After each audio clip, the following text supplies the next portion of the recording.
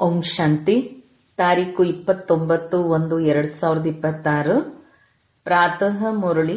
ಮಧುರ ಮಕ್ಕಳೇ, ಮಧುರ ತಂದೆಯನ್ನು ನೆನಪು ಮಾಡುವುದರಿಂದ ನೀವು ಸತೋಪ್ರಧಾನ ದೇವತೆಗಳಾಗುತ್ತೀರಿ. ಎಲ್ಲವೂ ನೆನಪಿನ ಯಾತ್ರೆಯ ಮೇಲೆ ಆಧಾರಿತವಾಗಿದೆ. ಪ್ರಶ್ನೆ: ಹೇಗೆ ತಂದೆಯ ಆಕರ್ಷಣೆಯು ಮಕ್ಕಳಿಗೆ ಆಗುತ್ತದೆ, ಹಾಗೆಯೇ ಅಂತಹ ಮಕ್ಕಳ ಆಕರ್ಷಣೆ ಎಲ್ಲರಿಗೂ ಆಗುವುದು? ಉತ್ತರ: ಯಾರು ಹೂಗಳಾಗಿದ್ದಾರೆಯೋ ಅವರ ಆಕರ್ಷಣೆ ಎಲ್ಲರಿಗೂ ಆಗುವುದು. ಹೇಗೆ ಚಿಕ್ಕ ಮಕ್ಕಳು ಹೂವಾಗಿರುತ್ತಾರೆ, ಅವರಿಗೆ ವಿಕಾರಗಳ ಬಗ್ಗೆ ಗೊತ್ತೇ ಇರುವುದಿಲ್ಲ, ಆದ್ದರಿಂದ ಎಲ್ಲರನ್ನೂ ಅವರು ಆಕರ್ಷಿಸುತ್ತಾರಲ್ಲವೇ? ಹಾಗೆಯೇ ನೀವು ಮಕ್ಕಳು ಸಹ ಯಾವಾಗ ಹೂವು ಅರ್ಥಾತ್ ಪವಿತ್ರ ಆಗುವಿರೋ ಆಗ ಎಲ್ಲರಿಗೆ ಆಕರ್ಷಣೆಯಾಗುವುದು. ನಿಮ್ಮಲ್ಲಿ ಯಾವುದೇ ವಿಕಾರಗಳ ಮುಳ್ಳು ಇರಬಾರದು. ಓಂ ಶಾಂತಿ. ಆತ್ಮೀಯ ಮಕ್ಕಳಿಗೆ ತಿಳಿದಿದೆ, ಇದು ಪುರುಷೋತ್ತಮ ಸಂಗಮ ಯುಗವಾಗಿದೆ. ತಮ್ಮ ಭವಿಷ್ಯದ ಪುರುಷೋತ್ತಮ ಮುಖವನ್ನು ನೋಡುತ್ತೀರಾ? ಪುರುಷೋತ್ತಮ ಉಡುಪನ್ನು ನೋಡುತ್ತೀರಾ? ನಾವೇ ಮತ್ತೆ ಹೊಸ ಪ್ರಪಂಚ ಸತ್ಯಯುಗದಲ್ಲಿ ಈ ಲಕ್ಷ್ಮೀನಾರಾಯಣರ ವಂಶಾವಳಿಯಲ್ಲಿ ಹೋಗುತ್ತೇವೆ, ಅರ್ಥಾತ್ ಸುಖಧಾಮದಲ್ಲಿ ಹೋಗುತ್ತೇವೆ ಅಥವಾ ಪುರುಷೋತ್ತಮರಾಗುತ್ತೇವೆ ಎಂಬುದನ್ನು ಅನುಭವ ಮಾಡುತ್ತೀರಾ? ಕುಳಿತಿದ್ದಂತೆಯೇ ಈ ವಿಚಾರಗಳು ಬರುತ್ತವೆಯೇ? ಓದುವ ವಿದ್ಯಾರ್ಥಿಗಳಿಗೆ ಯಾವ ದರ್ಜೆಯನ್ನು ಓದುವರೋ ಅದು ಅವಶ್ಯಕವಾಗಿ ನಾನು ಬ್ಯಾರಿಸ್ಟರ್ ಅಥವಾ ಇಂತಹ ಉದ್ಯೋಗಿ ಆಗುವೆನು ಎಂದು ಬುದ್ಧಿಯಲ್ಲಿರುತ್ತದೆ. ಹಾಗೆಯೇ ನೀವು ಸಹ ಇಲ್ಲಿ ಕುಳಿತುಕೊಂಡಾಗ ನಾನು ವಿಷ್ಣುವಿನ ರಾಜಧಾನಿಯಲ್ಲಿ ಹೋಗುತ್ತೇನೆ ಎಂಬುದನ್ನು ತಿಳಿದುಕೊಳ್ಳುತ್ತೀರಾ? ವಿಷ್ಣುವಿನ 2 ರೂಪಗಳಾಗಿದೆ, ಲಕ್ಷ್ಮೀನಾರಾಯಣ, ದೇವಿ ದೇವತಾ. ನಿಮ್ಮ ಬುದ್ಧಿಯು ಈಗ ಅಲೌಕಿಕವಾಗಿದೆ. ಮತ್ಯಾವ ಮನುಷ್ಯರ ಬುದ್ಧಿಯಲ್ಲಿ ಈ ಮಾತುಗಳ ಚಿಂತನೆ ನಡೆಯುವುದಿಲ್ಲ. ನೀವು ಮಕ್ಕಳ ಬುದ್ಧಿಯಲ್ಲಿ ಇವೆಲ್ಲ ಮಾತುಗಳಿವೆ. ಇದೇನು ಸಾಮಾನ್ಯ ಸತ್ಸಂಗವಲ್ಲ.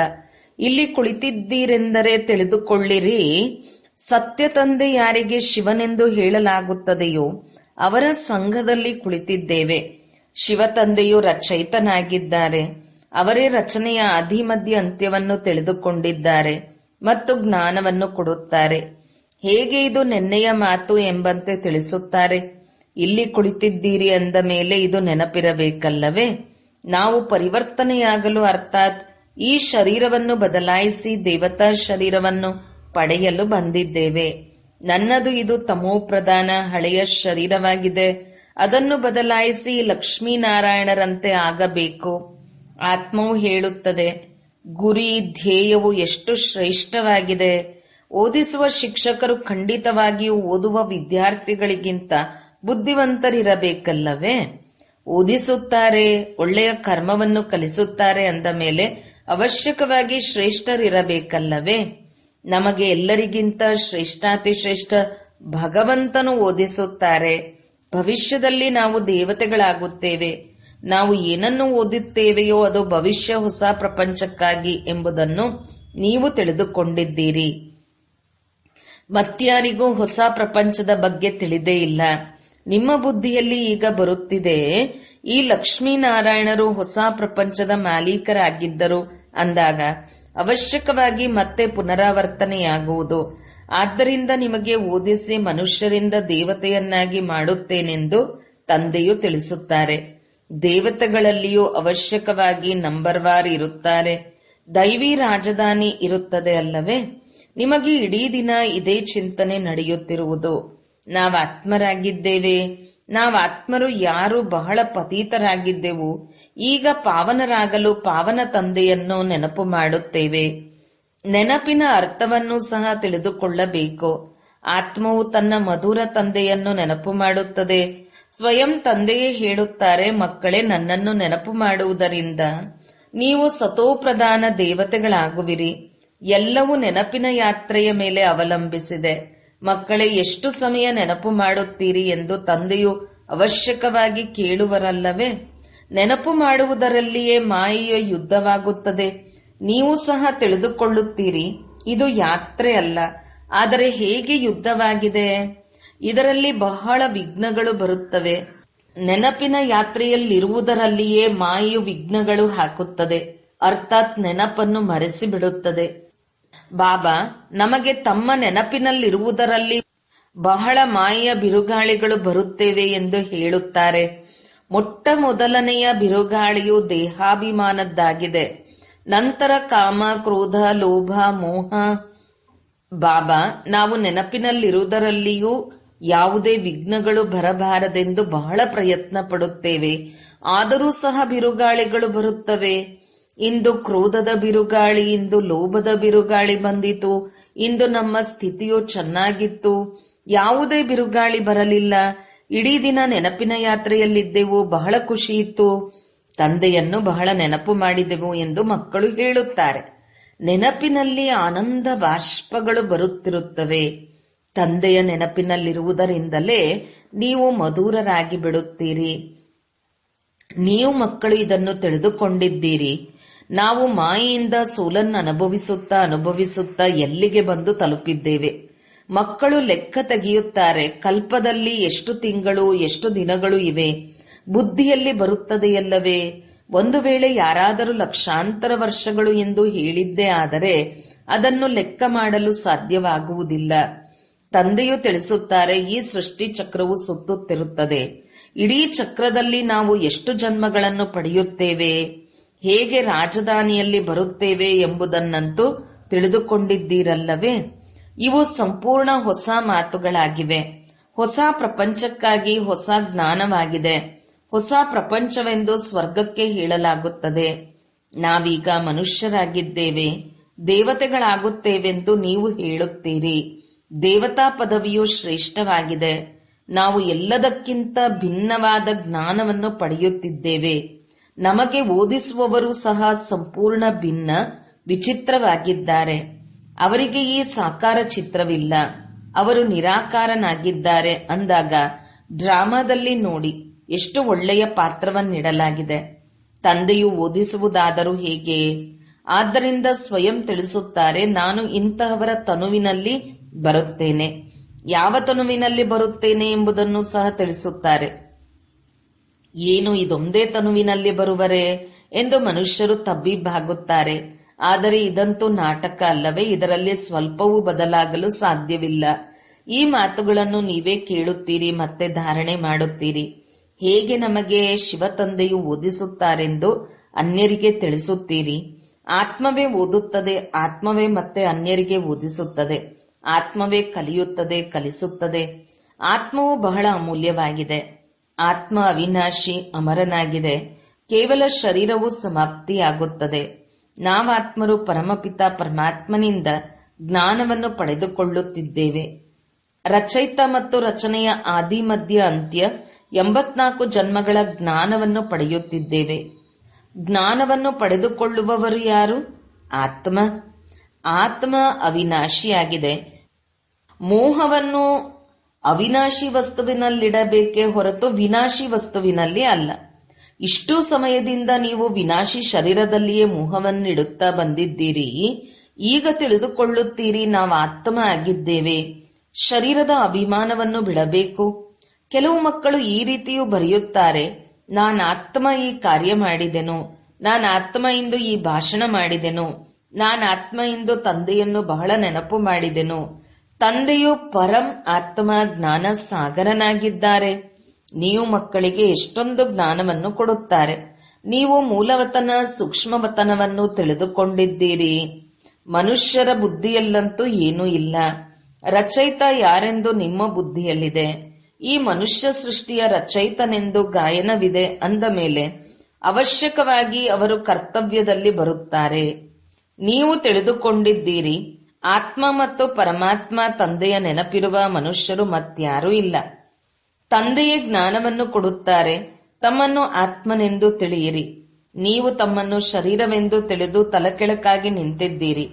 ಆತ್ಮವು ಸತ್ ಚಿತ್ ಆನಂದ ಸ್ವರೂಪನಾಗಿದೆ. ಆತ್ಮಕ್ಕೆ ಎಲ್ಲಕ್ಕಿಂತ ಹೆಚ್ಚು ಮಹಿಮೆ ಇದೆ. ಒಬ್ಬ ತಂದೆಯ ಆತ್ಮಕ್ಕೆ ಎಷ್ಟೊಂದು ಮಹಿಮೆ ಇದೆ.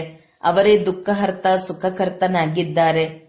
ಸೊಳ್ಳೆ ಮೊದಲಾದವುಗಳಿಗೆ ದುಃಖಹರ್ತ ಸುಖಕರ್ತ ಜ್ಞಾನಸಾಗರನೆಂದು ಮಹಿಮೆ ಮಾಡುವುದಿಲ್ಲ. ಇದು ತಂದೆಯ ಮಹಿಮೆಯಾಗಿದೆ. ನೀವು ಸಹ ಪ್ರತಿಯೊಬ್ಬರು ದುಃಖಹರ್ತ ಸುಖಕರ್ತರಾಗಿದ್ದೀರಿ. ಏಕೆಂದರೆ ಆ ತಂದೆಯ ಮಕ್ಕಳಾಗಿದ್ದೀರಲ್ಲವೇ? ಯಾರು ಎಲ್ಲರ ದುಃಖವನ್ನು ಹರಿಸಿ ಸುಖವನ್ನು ಕೊಡುತ್ತಾರೆ ಅದು ಅರ್ಧ ಕಲ್ಪಕ್ಕಾಗಿ. ಈ ಜ್ಞಾನವು ಮತ್ಯಾರಲ್ಲಿಯೂ ಇಲ್ಲ. ಜ್ಞಾನಪೂರ್ಣನು ಒಬ್ಬರೇ ತಂದೆಯಾಗಿದ್ದಾರೆ. ನಮ್ಮಲ್ಲಿ ಜ್ಞಾನವಿಲ್ಲ, ಒಬ್ಬ ತಂದೆಯನ್ನೇ ತಿಳಿದುಕೊಂಡಿಲ್ಲ ಅಂದ ಮೇಲೆ ಇನ್ಯಾವ ಜ್ಞಾನವಿರುವುದು? ಈಗ ನೀವು ಅನುಭವ ಮಾಡುತ್ತೀರಿ, ನಾವು ಮೊದಲು ಜ್ಞಾನವನ್ನು ಪಡೆದುಕೊಳ್ಳುತ್ತಿದ್ದೆವು, ಆದರೆ ಏನನ್ನೂ ತಿಳಿದುಕೊಂಡಿರಲಿಲ್ಲ. ಹೇಗೆ ಚಿಕ್ಕ ಮಕ್ಕಳಲ್ಲಿ ಜ್ಞಾನವು ಇರುವುದಿಲ್ಲ ಮತ್ತು ಯಾವುದೇ ಅವಗುಣಗಳು ಇರುವುದಿಲ್ಲ, ಆದ್ದರಿಂದ ಅವರಿಗೆ ಮಹಾತ್ಮರೆಂದು ಹೇಳಲಾಗುತ್ತದೆ, ಏಕೆಂದರೆ ಪವಿತ್ರವಾಗಿದ್ದಾರೆ. ಎಷ್ಟು ಚಿಕ್ಕ ಮಗುವೋ ಅಷ್ಟು ನಂಬರ್ 1 ಹೂವಾಗಿದೆ. ಅಂತಹವರದು ಹೇಗೆ ಕರ್ಮಾತೀತ ಸ್ಥಿತಿಯಾಗಿದೆ, ಏಕೆಂದರೆ ಕರ್ಮ ವಿಕರ್ಮ ಏನೂ ಗೊತ್ತಿರುವುದಿಲ್ಲ, ಕೇವಲ ತನ್ನನ್ನೇ ತಿಳಿದುಕೊಂಡಿರುತ್ತಾರೆ. ಅವರು ಹೂವಾಗಿದ್ದಾರೆ, ಆದ್ದರಿಂದ ಎಲ್ಲರನ್ನೂ ಆಕರ್ಷಿಸುತ್ತಾರೆ. ಹೇಗೆ ಶಿವತಂದೆಯು ಆಕರ್ಷಿಸುತ್ತಾರಲ್ಲವೇ? ತಂದೆಯು ಬಂದಿರುವುದೇ ನಿಮ್ಮೆಲ್ಲರನ್ನೂ ಹೂಗಳನ್ನಾಗಿ ಮಾಡಲು. ನಿಮ್ಮಲ್ಲಿ ಕೆಲವರು ಬಹಳ ಕೆಟ್ಟ ಮುಳ್ಳುಗಳಿದ್ದಾರೆ, ಪಂಚವಿಕಾರಗಳೆಂಬ ಮುಳ್ಳುಗಳು ಇದೆ ಅಲ್ಲವೇ? ಈ ಸಮಯದಲ್ಲಿ ನಿಮಗೆ ಹೂಗಳು ಮತ್ತು ಮುಳ್ಳುಗಳ ಜ್ಞಾನವಿದೆ. ಮುಳ್ಳುಗಳ ಅಡವಿಯೂ ಇರುತ್ತದೆ. ಬಬುಲ್ನ ಮುಳ್ಳು ಎಲ್ಲದಕ್ಕಿಂತ ದೊಡ್ಡದಾಗಿರುತ್ತದೆ. ಆ ಮುಳ್ಳುಗಳಿಂದಲೂ ಬಹಳ ವಸ್ತುಗಳು ತಯಾರಾಗುತ್ತವೆ. ಮನುಷ್ಯರನ್ನು ಹೀಗೆ ಹೋಲಿಕೆ ಮಾಡಲಾಗುತ್ತದೆ. ತಂದೆಯು ತಿಳಿಸುತ್ತಾರೆ, ಈ ಸಮಯದಲ್ಲಿ ಬಹಳ ದುಃಖವನ್ನು ಕೊಡುವಂತಹ ಮನುಷ್ಯರು ಮುಳ್ಳುಗಳಾಗಿದ್ದಾರೆ. ಆದ್ದರಿಂದ ಇದಕ್ಕೆ ದುಃಖದ ಪ್ರಪಂಚವೆಂದು ಹೇಳಲಾಗುತ್ತದೆ. ತಂದೆಯು ಸುಖದಾತನೆಂದು ಹೇಳುತ್ತಾರೆ. ಮಾಯಾ ರಾವಣನು ದುಃಖದಾತನಾಗಿದ್ದಾನೆ. ಮತ್ತೆ ಸತ್ಯಯುಗದಲ್ಲಿ ಮಾಯೇ ಇರುವುದಿಲ್ಲ, ಆದ್ದರಿಂದ ಈ ಮಾತುಗಳು ಇರುವುದಿಲ್ಲ. ಡ್ರಾಮಾದಲ್ಲಿ ಒಂದು ಪಾತ್ರವು 2 ಬಾರಿ ನಡೆಯಲು ಸಾಧ್ಯವಿಲ್ಲ. ಬುದ್ಧಿಯಲ್ಲಿದೆ, ಇಡೀ ಪ್ರಪಂಚದಲ್ಲಿ ಯಾವ ಪಾತ್ರವು ಅಭಿನಯಿಸಲ್ಪಡುವುದೋ ಅದೆಲ್ಲವೂ ಹೊಸದಾಗಿದೆ. ನೀವು ವಿಚಾರ ಮಾಡಿ, ಸತ್ಯಯುಗದಿಂದ ಹಿಡಿದು ಇಲ್ಲಿಯವರೆಗೂ ದಿನಗಳು ಬದಲಾಗುತ್ತಿದೆ, ಚಟುವಟಿಕೆಗಳು ಬದಲಾಗುತ್ತಿದೆ. ಆತ್ಮದಲ್ಲಿ ಪೂರ್ಣ 5000 ವರ್ಷಗಳ ಸಂಸ್ಕಾರವು ಅಡಕವಾಗಿದೆ. ಅದು ಬದಲಾಗಲು ಸಾಧ್ಯವಿಲ್ಲ. ಪ್ರತಿಯೊಂದು ಆತ್ಮನಲ್ಲಿ ತನ್ನ ಪಾತ್ರವು ತುಂಬಲ್ಪಟ್ಟಿದೆ. ಈ ಒಂದು ಮಾತನ್ನು ಯಾರೂ ತಿಳಿದುಕೊಳ್ಳಲು ಸಾಧ್ಯವಿಲ್ಲ. ಈಗ ಆದಿ ಮಧ್ಯ ಅಂತ್ಯವನ್ನು ನೀವು ತಿಳಿದುಕೊಂಡಿದ್ದೀರಿ. ಇದು ಶಾಲೆ ಅಲ್ಲವೇ? ಸೃಷ್ಟಿಯ ಆದಿ ಮಧ್ಯ ಅಂತ್ಯವನ್ನು ತಿಳಿದುಕೊಳ್ಳಬೇಕು. ತಂದೆಯನ್ನು ನೆನಪು ಮಾಡಿ ಪವಿತ್ರರಾಗುವ ವಿದ್ಯೆಯಾಗಿದೆ. ಇದಕ್ಕೆ ಮೊದಲು ನಾವೇ ಈ ರೀತಿಯಾಗಬೇಕೆಂದು ತಿಳಿದುಕೊಂಡಿರಲಿಲ್ಲ. ತಂದೆಯು ಎಷ್ಟು ಸ್ಪಷ್ಟ ಮಾಡಿ ತಿಳಿಸುತ್ತಾರೆ. ನೀವು ಮೊದಲ ನಂಬರಿನಲ್ಲಿ ಈ ರೀತಿ ಇದ್ದಿರಿ, ನಂತರ ಕೆಳಗಿಳಿಯುತ್ತಾ ಇಳಿಯುತ್ತಾ ಈಗ ಏನಾಗಿ ಬಿಟ್ಟಿದ್ದೀರಿ? ಪ್ರಪಂಚವನ್ನು ನೋಡಿ ಏನಾಗಿ ಬಿಟ್ಟಿದೆ. ಎಷ್ಟೊಂದು ಜನಸಂಖ್ಯೆ ಇದೆ. ಈ ಲಕ್ಷ್ಮೀನಾರಾಯಣರ ರಾಜಧಾನಿಯ ವಿಚಾರ ಮಾಡಿ, ಅಲ್ಲಿ ಹೇಗಿರುವುದು? ಇವರು ಎಲ್ಲಿರುವರೋ ಅಲ್ಲಿ ಹೇಗೆ ವಜ್ರ ರತ್ನಗಳ ಮಹಲುಗಳಿರುತ್ತವೆ. ಈಗ ಬುದ್ಧಿಯಲ್ಲಿ ಬರುತ್ತದೆ, ನಾವೀಗ ಸ್ವರ್ಗವಾಸಿಗಳಾಗುತ್ತಿದ್ದೇವೆ. ಅಲ್ಲಿ ನಾವು ನಮ್ಮ ಮನೆ ಇತ್ಯಾದಿಗಳನ್ನು ಕಟ್ಟುತ್ತೇವೆ. ಚಿನ್ನದ ದ್ವಾರಿಕಾ ಸಾಗರದಿಂದ ಹೊರಬರುತ್ತಿದೆ ಅಂದಲ್ಲ, ಇದನ್ನು ಶಾಸ್ತ್ರಗಳಲ್ಲಿ ತೋರಿಸಿದ್ದಾರೆ. ಶಾಸ್ತ್ರ ಎಂಬ ಹೆಸರೇ ನಡೆದು ಬರುತ್ತದೆ, ಮತ್ಯಾವುದೇ ಹೆಸರನ್ನಿಡುವುದಿಲ್ಲ. ಮತ್ತೆಲ್ಲವೂ ವಿದ್ಯೆಯ ಪುಸ್ತಕಗಳಾಗಿರುತ್ತದೆ. ಇನ್ನು ಕೆಲವು ಕಾದಂಬರಿಗಳಿರುತ್ತದೆ, ಬಾಕಿ ಇದಕ್ಕೆ ಮಾತ್ರ ಪುಸ್ತಕ ಅಥವಾ ಶಾಸ್ತ್ರವೆಂದು ಹೇಳುತ್ತಾರೆ. ಅದು ವಿದ್ಯೆಯ ಪುಸ್ತಕಗಳಾಗಿವೆ. ಶಾಸ್ತ್ರಗಳನ್ನು ಓದುವವರಿಗೆ ಭಕ್ತರೆಂದು ಹೇಳಲಾಗುತ್ತದೆ. ಭಕ್ತಿ ಮತ್ತು ಜ್ಞಾನ 2 ಮಾತುಗಳಿವೆ. ಈಗ ವೈರಾಗ್ಯ ಯಾವುದರ ಮೇಲೆ? ಭಕ್ತಿಯದೋ ಅಥವಾ ಜ್ಞಾನದ ವೈರಾಗ್ಯವೋ? ಅವಶ್ಯಕವಾಗಿ ಭಕ್ತಿಯ ವೈರಾಗ್ಯವೆಂದು ಹೇಳುತ್ತಾರೆ. ಈಗ ನಿಮಗೆ ಜ್ಞಾನ ಸಿಗುತ್ತಿದೆ. ಇದರಿಂದ ನೀವು ಎಷ್ಟು ಶ್ರೇಷ್ಠರಾಗುತ್ತೀರಿ. ಈಗ ತಂದೆಯು ನಿಮ್ಮನ್ನು ಸುಖದಾಯಿಯನ್ನಾಗಿ ಮಾಡುತ್ತಾರೆ. ಸುಖಧಾಮಕ್ಕೆ ಸ್ವರ್ಗವೆಂದು ಹೇಳಲಾಗುತ್ತದೆ. ನೀವು ಸುಖಧಾಮದಲ್ಲಿ ಹೋಗುವವರಾಗಿದ್ದೀರಿ. ಆದ್ದರಿಂದ ನಿಮಗೆ ಓದಿಸುತ್ತಾರೆ.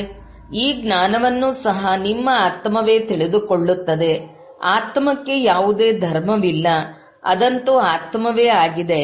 ಮತ್ತೆ ಆ ಆತ್ಮವು ಶರೀರದಲ್ಲಿ ಬಂದಾಗ ಶರೀರದ ಧರ್ಮಗಳು ಬೇರೆ ಬೇರೆಯಾಗಿರುತ್ತದೆ. ಆತ್ಮದ ಧರ್ಮ ಯಾವುದು?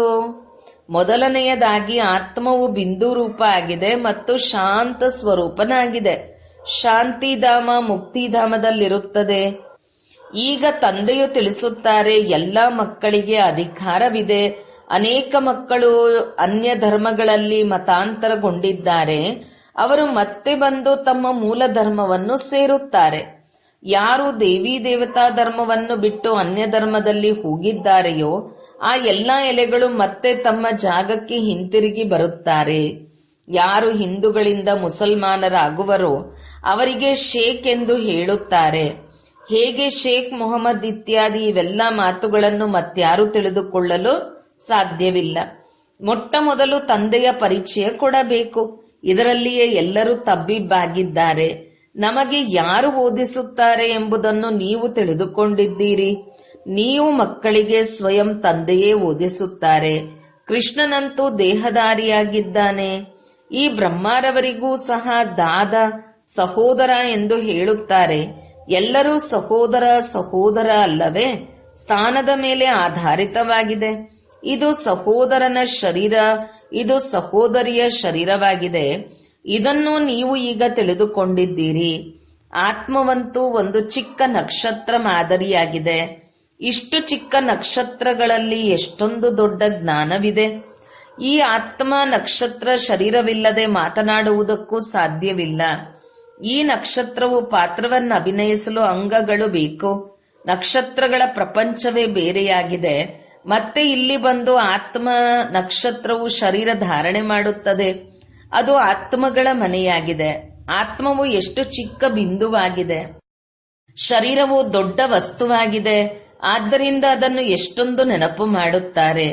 ನೀವೀಗ ಒಬ್ಬ ಪರಮಪಿತ ಪರಮಾತ್ಮನನ್ನು ನೆನಪು ಮಾಡಬೇಕು. ಆತ್ಮರು ಮತ್ತು ಪರಮಾತ್ಮನ ಮೇಳವು ಸತ್ಯ ಮೇಳವಾಗಿದೆ. ಆತ್ಮರು ಪರಮಾತ್ಮನಿಂದ ಬಹುಕಾಲ ಅಗಲಿದ್ದರೆಂದು ಗಾಯನವಿದೆ. ನಾವು ತಂದೆಯಿಂದ ಅಗಲಿದ್ದೇವಲ್ಲ, ಎಷ್ಟೊಂದು ಸಮಯ ಅಗಲಿ ಹೋಗಿದ್ದೆವು ಎಂದು ನೆನಪು ಬರುತ್ತದೆ. ತಂದೆಯು ಕಲ್ಪ ಏನನ್ನು ತಿಳಿಸುತ್ತಾ ಬಂದಿದ್ದಾರೆ ಅದನ್ನೇ ಬಂದು ತಿಳಿಸುತ್ತಾರೆ. ಇದರಲ್ಲಿ ಸ್ವಲ್ಪವೂ ಅಂತರವಾಗಲು ಸಾಧ್ಯವಿಲ್ಲ. ಕ್ಷಣ ಪ್ರತಿ ಕ್ಷಣ ನಡೆಯುತ್ತದೆಯೋ ಅದು ಹೊಸದಾಗಿದೆ. ಒಂದು ಕ್ಷಣವೂ ಕಳೆಯುತ್ತದೆ, ಒಂದು ನಿಮಿಷ ಕಳೆಯುತ್ತದೆ. ಅದನ್ನು ಹೇಗೆ ಬಿಡುತ್ತಾ ಹೋಗುತ್ತಾರೆ? ಎಲ್ಲವೂ ಕಳೆಯುತ್ತಾ ಹೋಗುತ್ತದೆ. ಆದ್ದರಿಂದಲೇ ಇಷ್ಟು ವರ್ಷಗಳು, ಇಷ್ಟು ದಿನಗಳು, ನಿಮಿಷಗಳು, ಇಷ್ಟು ಸೆಕೆಂಡುಗಳು ಪಾರು ಮಾಡಿ ಬಂದಿದ್ದೇವೆಂದು ಹೇಳುತ್ತಾರೆ. ಪೂರ್ಣ 5000 ವರ್ಷಗಳಿದೆ. ಪುನಃ ಅದು ಒಂದರಿಂದ ಆರಂಭವಾಗುವುದು. ನಿಖರವಾದ ಲೆಕ್ಕ ಅಲ್ಲವೇ? ಕ್ಷಣ ನಿಮಿಷ ಎಲ್ಲವನ್ನೂ ಬರೆಯುತ್ತಾರೆ. ಈಗ ನಿಮ್ಮೊಂದಿಗೆ ಇವರು ಯಾವಾಗ ಜನ್ಮ ಪಡೆದಿದ್ದರೋ ಎಂದು ಯಾರಾದರೂ ಕೇಳಿದರೆ ನೀವು ಲೆಕ್ಕ ಮಾಡಿ ತಿಳಿಸುತ್ತೀರಿ. ಕೃಷ್ಣನು ಮೊದಲನೇ ನಂಬರಿನಲ್ಲಿ ಜನ್ಮ ಪಡೆದಿದ್ದಾನೆ. ಶಿವನ ಅವತರಣೆಯ ನಿಮಿಷ ಕ್ಷಣ ಏನನ್ನೂ ನೀವು ಲೆಕ್ಕ ಮಾಡಲು ಸಾಧ್ಯವಿಲ್ಲ. ಕೃಷ್ಣನ ತಿಥಿ ತಾರೀಕು ಎಲ್ಲವೂ ಬರೆಯಲ್ಪಟ್ಟಿದೆ. ಮನುಷ್ಯರ ಗಡಿಯಾರದಲ್ಲಿ ನಿಮಿಷ ಸೆಕೆಂಡು ಅಂತರವಾಗಲೂಬಹುದು. ಆದರೆ ಶಿವತಂದೆಯ ಅವತರಣೆಯಲ್ಲಿ ಏನೂ ಅಂತರವಾಗಲು ಸಾಧ್ಯವಿಲ್ಲ. ಯಾವಾಗ ಬಂದರು ಎಂಬುದು ತಿಳಿಯುವುದೂ ಇಲ್ಲ. ಸಾಕ್ಷಾತ್ಕಾರವಾಯಿತು ಎಂದಲ್ಲ, ನಾನೇ ಈ ರೀತಿಯಾಗುತ್ತೇನೆ ಎಂದು ಸಾಕ್ಷಾತ್ಕಾರವಾಯಿತು. ಒಳ್ಳೆಯದು. ಮಧುರಾತಿ ಮಧುರ ಅಗಲಿ ಹೋಗಿ ಮರಳಿ ಸಿಕ್ಕಿರುವ ಮಕ್ಕಳ ಪ್ರತಿ ಮಾತಾಪಿತಾ ಬಾಪ್ ದಾದಾರವರ ನೆನಪು, ಪ್ರೀತಿ ಹಾಗೂ ಸುಪ್ರಭಾತ. ಆತ್ಮೀಯ ಮಕ್ಕಳಿಗೆ ಆತ್ಮೀಯ ತಂದೆಯ ನಮಸ್ತೆ. ಧಾರಣೆಗಾಗಿ ಮುಖ್ಯ ಸಾರ. 1. ಸುಖಧಾಮಕ್ಕೆ ಹೋಗಲು ಸುಖದಾಯಿ ಆಗಬೇಕು. ಎಲ್ಲರ ದುಃಖವನ್ನು ದೂರ ಮಾಡಿ ಸುಖ ಕೊಡಬೇಕು. ಎಂದೂ ದುಃಖದಾಯಿ ಮುಳ್ಳು ಆಗಬಾರದು. 2. ಈ ವಿನಾಶಿ ಶರೀರದಲ್ಲಿ ಆತ್ಮವೇ ಅತ್ಯಮೂಲ್ಯವಾಗಿದೆ. ಅದೇ ಅಮರ ಅವಿನಾಶಿಯಾಗಿದೆ. ಆದ್ದರಿಂದ ಅವಿನಾಶಿ ವಸ್ತುವಿನೊಂದಿಗೆ ಪ್ರೀತಿಯನ್ನಿಡಬೇಕು. ದೇಹದ ಅಭಿಮಾನವನ್ನು ಕಳೆಯಬೇಕು. ವರದಾನ. ತಮ್ಮ ಅನಾದಿ ಆದಿ ಸ್ವರೂಪದ ಸ್ಮೃತಿಯಿಂದ ನಿರ್ಬಂಧನರಾಗುವ ಹಾಗೂ ಅನ್ಯರನ್ನು ನಿರ್ಬಂಧನರನ್ನಾಗಿ ಮಾಡುವ ಮರುಜೀವ ಭವ. ಹೇಗೆ ತಂದೆಯವರು ಲೋನ್ ತೆಗೆದುಕೊಳ್ಳಲು ಬಂಧನದಲ್ಲಿ ಬರುವುದಿಲ್ಲ, ಹಾಗೆಯೇ ತಾವು ಮರುಜೀವ ಜನ್ಮವಿರುವ ಮಕ್ಕಳು ಶರೀರದ ಸಂಸ್ಕಾರದ ಸ್ವಭಾವದ ಬಂಧನಗಳಿಂದ ಮುಕ್ತರಾಗಿರಿ. ಯಾವಾಗ ಬೇಕೋ ಹೇಗೆ ಬೇಕೋ ಹಾಗೆಯೇ ತಮ್ಮ ಸಂಸ್ಕಾರವನ್ನು ಮಾಡಿಕೊಳ್ಳಿರಿ. ಹೇಗೆ ತಂದೆಯು ನಿರ್ಬಂಧನ ಆಗಿದ್ದಾರೆಯೋ ಹಾಗೆಯೇ ನಿರ್ಬಂಧನರೂ ಆಗಿರಿ. ಮೂಲವತನದ ಸ್ಥಿತಿಯಲ್ಲಿ ಸ್ಥಿತರಾಗಿ ನಂತರ ಕೆಳಗೆ ಬನ್ನಿರಿ. ತಮ್ಮ ಅನಾದಿ ಆದಿ ಸ್ವರೂಪದ ಸ್ಮೃತಿಯಲ್ಲಿರಿ. ಅವತರಣೆಯಾದ ಆತ್ಮನೆಂದು ತಿಳಿಯುತ್ತಾ ಕರ್ಮವನ್ನು ಮಾಡುತ್ತೀರೆಂದರೆ ಅನ್ಯರೂ ಸಹ ತಮ್ಮನ್ನು ಅನುಕರಣೆ ಮಾಡುವರು. ಸ್ಲೋಗನ್: ನೆನಪಿನ ವೃತ್ತಿಯಿಂದ ವಾಯುಮಂಡಲವನ್ನು ಶಕ್ತಿಶಾಲಿಗೊಳಿಸುವುದು ಇದು ಮನಸ್ಸಾ ಸೇವೆ ಆಗಿದೆ. ಅವ್ಯಕ್ತ ಸೂಚನೆ: ಈ ಅವ್ಯಕ್ತ ಮಾಸದಲ್ಲಿ ಬಂಧನ ಮುಕ್ತರಾಗಿ ಜೀವನ್ಮುಕ್ತ ಸ್ಥಿತಿಯ ಅನುಭವ ಮಾಡಿರಿ. ಯಾವುದೇ ರೀತಿಯ ಆಸಕ್ತಿ ಸಂಕಲ್ಪದ ರೂಪದಲ್ಲಿ, ಸಂಬಂಧದ ರೂಪದಲ್ಲಿರಲಿ, ಸಂಪರ್ಕದ ರೂಪದಲ್ಲಿರಲಿ ಅಥವಾ ಸ್ವತಃ ನಿಮ್ಮ ವಿಶೇಷತೆಯ ಮೇಲಿರಲಿ, ಯಾವ ಆಸಕ್ತಿಯಾದರೂ ನಿಮ್ಮನ್ನು ಬಂಧಿತರನ್ನಾಗಿ ಮಾಡುತ್ತದೆ. ಎಂದರೆ ಈ ಆಸಕ್ತಿ ಅಶರೀರಿ ಸ್ಥಿತಿಗೆ ತಲುಪಲು ಬಿಡುವುದಿಲ್ಲ ಮತ್ತು ವಿಶ್ವ ಕಲ್ಯಾಣಕ್ಕಾಗಿ ಸೇವೆಗೆ ಯೋಗ್ಯರಾಗಲು ಬಿಡುವುದಿಲ್ಲ. ಆದ್ದರಿಂದ ಮೊದಲು ಸ್ವಯಂ ಆಸಕ್ತರಾಗಿರಿ, ನಂತರ ವಿಶ್ವಕ್ಕೆ ಮುಕ್ತಿ ಮತ್ತು ಜೀವನ್ಮುಕ್ತಿಯ ಆಸ್ತಿಯನ್ನು ಕೊಡಲು ಸಾಧ್ಯವಾಗುತ್ತದೆ. ಓಂ ಶಾಂತಿ.